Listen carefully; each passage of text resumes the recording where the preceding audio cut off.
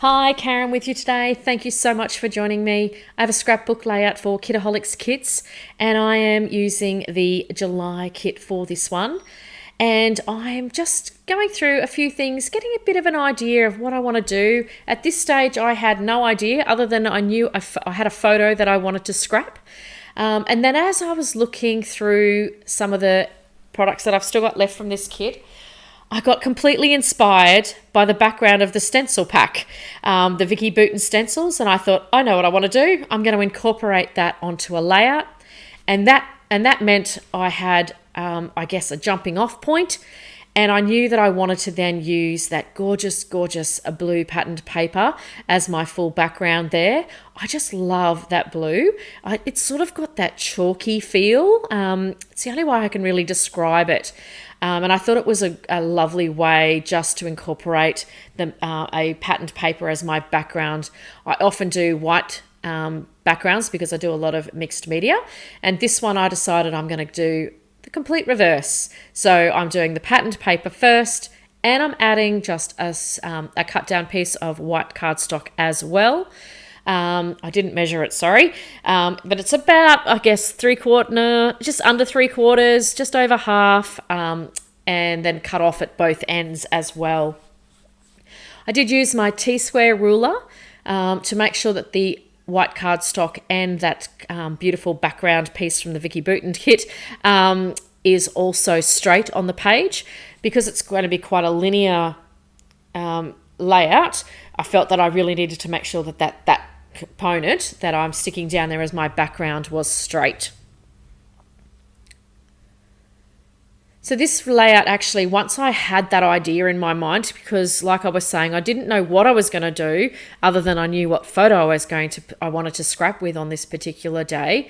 It really came together quite quickly. I love that when that happens. I just sort of got inspired by those gorgeous rainbowy colors and how perfectly matched I could get them to being on the layout as well with the Maggie Holmes, because the Maggie Holmes can sometimes be a little bit more subtle, and I really loved how I could really tone this in as well to still make a bit of a bright layout. So I'm just having a play here with thinking about where I want to place some of these ephemera pieces. Now, some of them are fussy cut out flowers from the patterned paper, and then I'm using quite a bit of ephemera pieces from the ephemera pack as well. And it's about at this point, oh my goodness, it's about at this point I realised there was something missing on the page. Can you guess? If you said, yep, Karen, you've got no mixed media on there, you'd be right. I didn't. And I really started thinking, I can't do it anymore. It's very rare for me not to have mixed media on a layout, and it just wasn't looking quite right for me.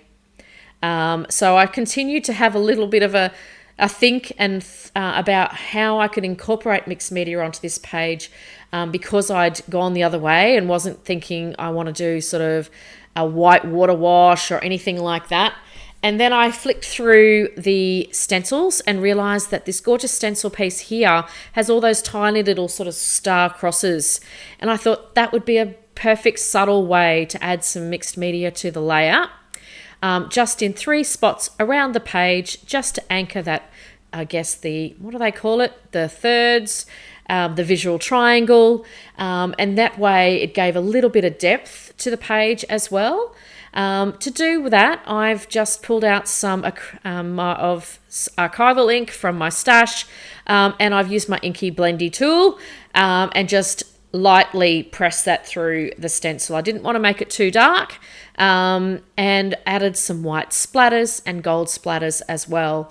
And I just love how subtle that looks, but it gives a little bit of an impact to the page as well. So I really, really love how that turned out. So I'll talk about my photo just for a moment, because it'll start to explain my decisions around some of the ephemera pieces that I'm using today. So sometimes ephemera pieces, I get a little bit stuck.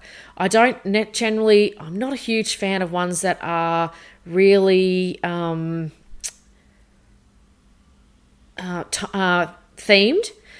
So sometimes I do struggle a little bit. I love floral ephemera packs, don't get me wrong. we can never go wrong there. But sometimes the themed ones do sort of get me a little bit stuck. But this one was perfect because this particular one is more of a travel theme, and this is not, I haven't been traveling for quite a while because of COVID. I thought, I know what I can do here. So this photo is a group photo of a heap of friends of mine. We formed a scrapbook group quite a long time ago now. I think we're hitting about 16 years, where we first, a small group of us all met online, and we became fast friends from that first time we ever met in real life. And then for years now, ever since that moment, we try to get away once or twice a year. Now, the last couple of years, we've been unable to do that because of COVID. But hopefully we'll be able to kick those things off next year. That's certainly the plan anyway. And so we always have lots of fun when we get together. Some of us scrap, some of us party, some of us sing, some of us dance, some of us just chill for the weekend. We have all become very, very close. We help each other out. It's a wonderful friendship and relationship that I have with all of these women.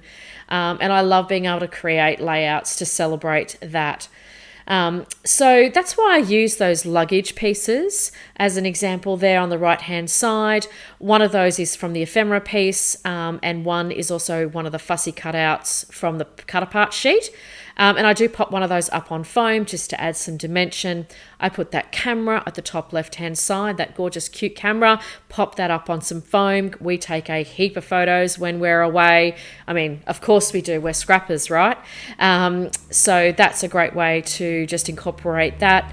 That lovely little cluster that I put down on the right-hand side there also has the little sticker from the sticker sheet that says journal, and I thought that was absolutely perfect. I'm using one of the ephemera pieces as well for my title, which is together, and just a few banner pieces as well. So I've gone with my 3s as well for my clusters. So I've started at the left and come around into the right, and then over to the left, and then a little bit to the right, I guess, with that cluster on the bottom. I added in a little bit of yellow as well, just to finish off the edges of the white cardstock, to add in a little bit more colour. Just tore a little bit of that pattern paper and stuck it through there. And then I put a black border around the white cardstock, and that finished my layout.